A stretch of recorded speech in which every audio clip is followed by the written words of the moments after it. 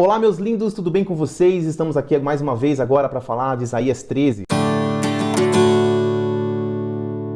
Vamos lá. Sempre eu vou te contextualizar geograficamente onde aconteceu e quando aconteceu, beleza? Então, vamos recapitular rapidinho. A Síria, que ficava mais lá para cima, mais para dentro da Ásia ali, tá? Para o norte da Ásia. Do lado, Síria, capital Damasco, certo? Mais para baixo, Israel, capital Samaria. Mais para baixo, Judá. E agora vai entrar Egito nessa história de hoje. O Egito fica para lá do mar, Mar Vermelho. Lembra das histórias, né? Moisés e tal. Ok? Então, em que momento que estava acontecendo as histórias anteriores de Uzias, Acás? Estava acontecendo de 800 a 725 a.C. Agora a gente vai dar um pulo, um salto no tempo, para 625 em diante, tá? E também nós vamos trazer um novo reino aí na história, que é o reino da Babilônia. O reino da Babilônia já existia. Então lembra da estruturinha aqui que faz um U? Acho que é um L. Não sei.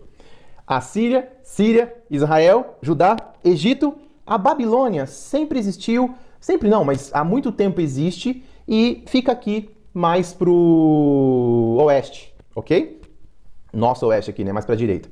Bom, a Babilônia, ela começou a ficar forte. Ela foi um reino em ascensão.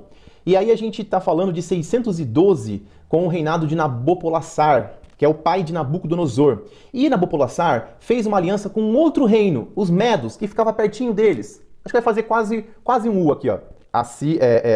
Babilônia, Medos, Assíria, Síria, Israel, Judá, Egito. Ok? Então a Babilônia começou a fazer uma parceria ali com os Medos, para que eles pudessem dominar a Assíria, derrubar a Assíria do poder. E aí a Assíria fez uma parceria lá com o Egito. A Assíria, pulou lá para o Egito e falou: Egito, me ajuda porque os caras estão vindo aí. Então o faraó Neco, que era na época o faraó Neco, ajudou a Síria. Beleza, vou te ajudar. Mas não adiantou muito. Eu vou dar um apelido aqui de Babilônia mais Medos de Babimedos, beleza? Para ficar fácil.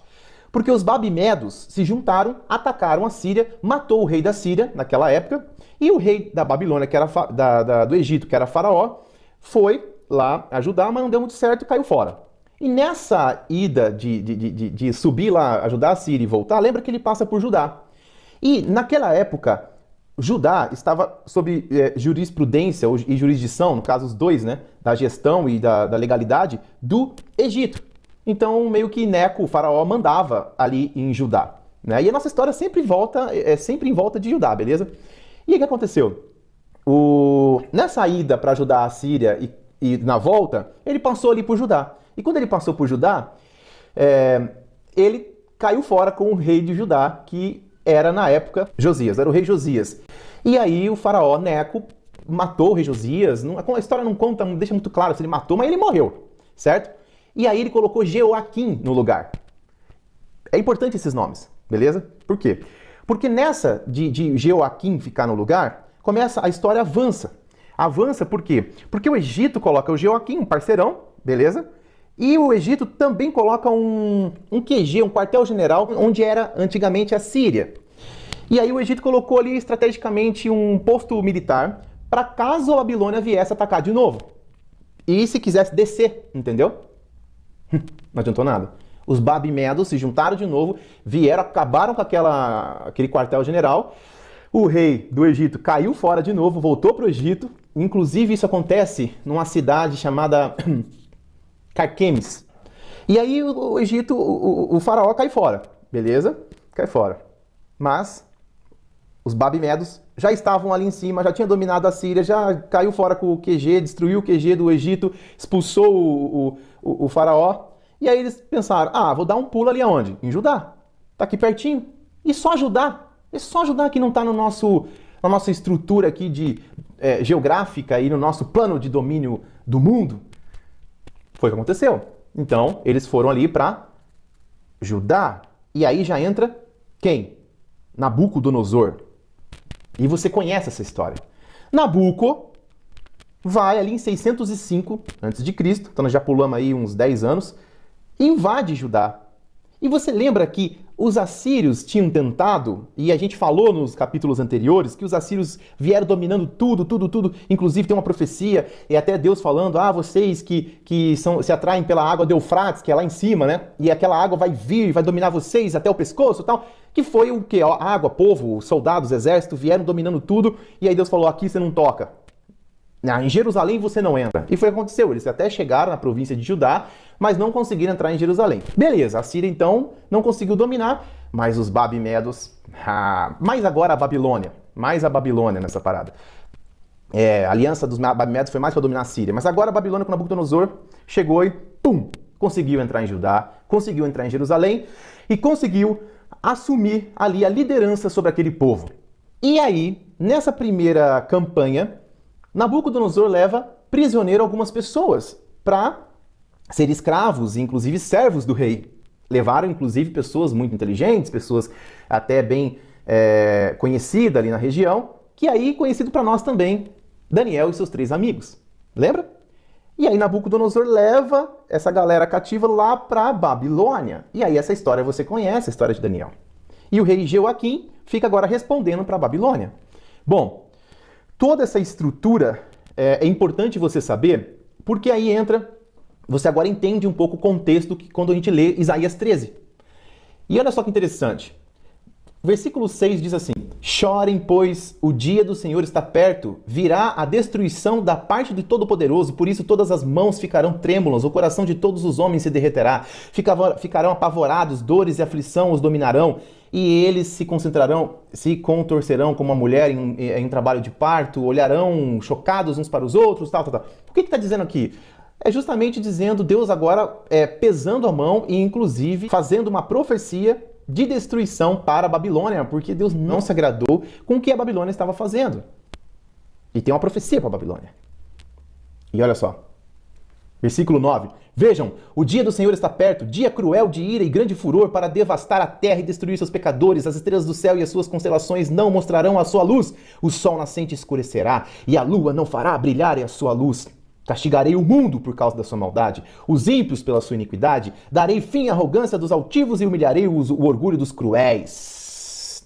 Versículo 16, pula para o versículo 16. Seus bebês serão despedaçados diante dos seus olhos, suas casas serão saqueadas, suas mulheres violentadas. Cara, Deus malvadão, que Deus malvadão, pesado. E aí, velho? Olha, Deus não é malvado. Deus é justo e equilibrado. E eu quero fazer com que você entenda que Deus, ele está o tempo todo tentando resgatar o seu povo. E ele diz claramente que não se agrada de algumas coisas e se agrada de outras coisas. E ele pede o tempo todo para o povo obedecer essas coisas, que vai ser boa, a obediência vai ser boa para aquele povo, vai ser bom para aquela nação. E não só porque, me agradar a Deus porque eu sou todo poderoso. Não, porque o que eu digo para você fazer é bom para você. E você estar bem me agrada. Essa é a lógica. E Deus aqui já está adiantando o que as atitudes daquelas pessoas, dentro do livre-arbítrio que elas escolheram fazer, a consequência para a vida delas. Porque Deus enxerga o que vai acontecer. Ele é um ser justo, poderoso, e a justiça dele faz com que ele equilibre o certo e o errado. E ele faz distinção clara do que é certo e do que é errado. E sim, as coisas erradas têm consequência na nossa vida. Se você estudar toda a Bíblia, e em todo momento Deus fala, se você continuar fazendo isso porque você escolheu o seu livre-arbítrio fazer isso, vai ser ruim para você. Abre aí comigo Romanos 11, 22, que diz assim: portanto, considere a bondade e a severidade de Deus. Considere as duas coisas, bondade e severidade. Severidade para com aqueles que caíram, mas bondade para com você, desde que permaneça na bondade dele. De outra forma, você também será cortado. É claro. Considere Deus te abençoando pelas coisas boas que você faz, mas considere Deus, sim, fazendo justiça com as coisas ruins que você faz. Tá ok? Então Deus mata? Mata. Deus elimina os ímpios? Elimina. Sim, ele é justo. E ele faz isso justamente porque ele é justo. Porque ao ele exercer a justiça sobre os ímpios, ele está sendo justo para os que são aqueles que seguem os seus caminhos. Tá ok? Porque senão aí ele seria injusto.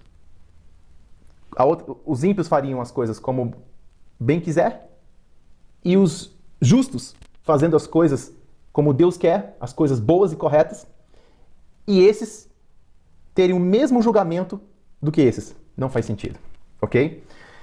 Bom, e a história continua. Depois, então, dessa ascensão da Babilônia, do domínio daquela região, vem quem? Os Medos. Os Medos começam a dominar a região também, aí o Medos entra e vai, e domina a Babilônia e derruba o reinado de Nabucodonosor. Dario era o rei naquela época, Dario dos Medos. E os Medos se juntam com os persas, então fica os Medos e persas. E aí eles vão lá e vral, elimina a Babilônia, inclusive numa noite emblemática. Eles entram pelo rio, Babilônia tinha um rio, eles entram pelo rio, pelos túneis ali, e vai, invade, eles estavam fazendo uma festa, e aí acontece um monte de história legal, que aí é um outro assunto. Mas aí a Babilônia caiu, os Medos e Persas dominaram, e depois os Medos e Persas também foram dominados aí pelos gregos, pela Grécia. Alexandre o Grande e os seus generais dominam então aquele reinado todo, e a Babilônia continuou como um pó. A região da Babilônia nunca mais foi restaurada. Por quê? Porque aqui em Isaías 13:17, olha o que o nosso Deus diz através do profeta Isaías. Vejam, eu despertarei contra eles os Medos. Ele está falando aqui justamente, eu despertarei contra eles, os babilônicos, os Medos. Uma profecia. Que não se interessam pela prata, nem se deleitam com ouro. Aí pula para o 19. Babilônia, a joia dos reinos, o esplendor do orgulho das Babilônias, será destruída por Deus, à semelhança de Sodoma e Gomorra. Olha a promessa de destruição. Nunca mais será repovoada, nem habitada de geração em geração. O árabe não armará ali a sua tenda, e o pastor não fará descansar ali o seu rebanho, mas as criaturas do deserto lá estarão, e as suas casas se encherão de chacais. Nela habitarão corujas e saltarão bodes selvagens. Nunca mais será habitada, e nunca mais foi. Se você colocar e der um Google, você vai ver. Inclusive, Saddam Hussein tentou ir contra a Bíblia e contra o que Deus tinha dito, a penitência de Deus, que Babilônia nunca mais seria reconstruída, e ele tentou reconstruir. Inclusive fez um big de um palácio para ele. Se você ver, Saddam Hussein foi enforcado. E até hoje Babilônia não tem habitantes. É apenas uma região de turismo. E olha que interessante. Pensa comigo essa lógica. Lúcifer quis desafiar Deus, desobedecer Deus e caiu. Quis fazer a vontade dele. Quis fazer a vontade dele e acima da vontade de Deus. E ele caiu. Gênesis 11 a gente tem a Torre de Babel, que quiseram desafiar lá, Nimrod quis desafiar Deus e vral, caiu. Foram confundidos ali e tal. Daniel 3, a gente tem a profecia de Isaías também, para a Babilônia, que quis desafiar e desobedecer Deus, e a Babilônia caiu e nunca mais foi reconstruída. Nós temos também Apocalipse 17, que fala de um outro poder, um poder romano, que também é representado por uma mulher, que é a Babilônia, que faz menção aqui à Babilônia, e será ou não derrotada. Uma promessa, uma profecia. Isaías, Lúcifer caiu. Torre de Babel lá, o pessoal, deu ruim, caiu. Aqui, estava falando da Babilônia, a cidade caiu. Lá em Apocalipse 17, faz uma menção para a Babilônia agora, com uma profecia, fazendo uma analogia à Babilônia, mas a Babilônia seria um novo reino, esse novo reino que seria representado por Roma.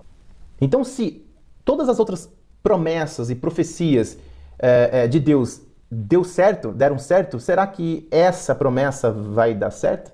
Será que essa profecia aqui lá de Apocalipse, que esse novo reino, essa nova Babilônia vai dar ruim para ela, será que isso vai acontecer? Bom, há grande chance de acontecer, porque todas as outras aconteceram, todas as outras foram efetivas.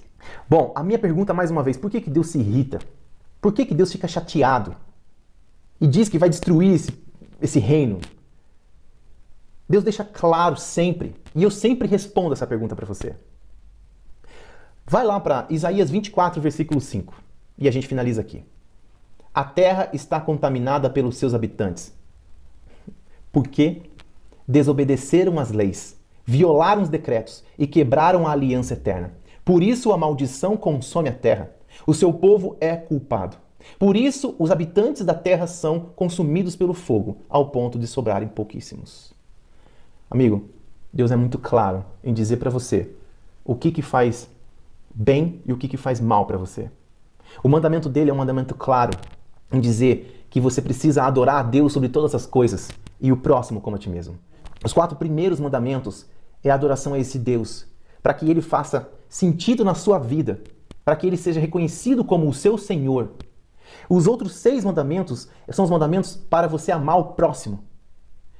Ele deixa claro isso o tempo todo. E o tempo todo ele diz que quando vocês pisaram nos meus mandamentos, vocês desviaram dos meus mandamentos, vocês não guardaram os meus mandamentos. Inclusive, Deus deixa claro que se você desobedecer os seus mandamentos, ele vai ficar chateado com você. Então, se você considera realmente importante para você a opinião de Deus, para que você tenha sucesso, para que você seja feliz, que você entenda definitivamente que você precisa guardar as leis de Deus. Definitivamente. Entra aí, vai lá no Êxodo 20, vai no Google e coloca quais são os 10 mandamentos de Deus. Ok? Eu faço esse apelo para que você reflita sobre isso. Porque, com certeza, se você colocar isso no seu coração, assim como diz que colocarei a lei e os meus mandamentos no seu coração, com certeza a sua vida vai melhorar. Por que a sua vida pode melhorar? Porque a paz do Senhor é uma promessa. Ele não promete, porque o reino dele não é aqui. Ele não promete um reino aqui. O reino dele é no céu, Jesus disse isso. Mas ele promete paz, alegria, assim como os mártires, que morreram buscando entregar para os outros a palavra da paz e da cura plena, que é a salvação eterna. Esse é o meu propósito para você. Que Deus te abençoe e até a próxima.